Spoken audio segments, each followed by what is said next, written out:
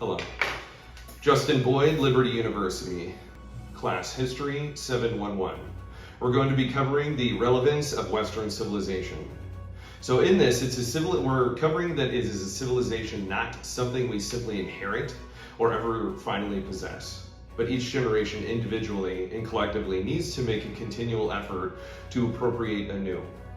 Because a civilization is an elaborate structure of ideas and institutions slowly built up over time by the intelligence and effort of countless individuals working alone and together. That is by Robert Royal.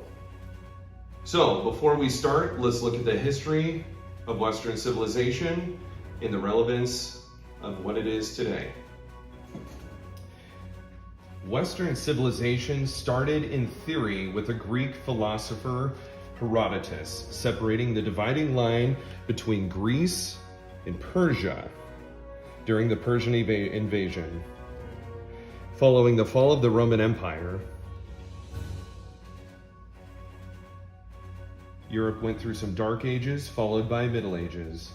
During this time, modern Western civilization started in Germania, then spread across Europe to the Americas, and then different places colonized by England, Great Britain, the Dutch, and the Americas. According to the Oxford Dictionary, the first person to use Western man was Chesterton in 1907. Prior to that, there really wasn't a usage of the word West and East, other than Herodotus of Greek. But after that, no one until Chesterton. So with the West, was there any traditions, culture that came from that? I think a lot came from it. If you look at the Olympics, marathon, the Age of Enlightenment, a lot of the architecture and everything you see today would not exist without Western civilization.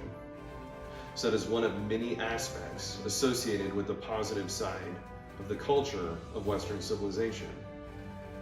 You can stop. Western civilization is relevant today because of freedom and liberty.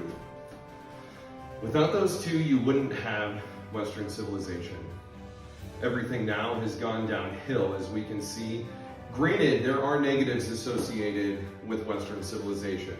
Some people have looked at slavery, communism, different types of ideologies that are negative to society associated with Western civilization.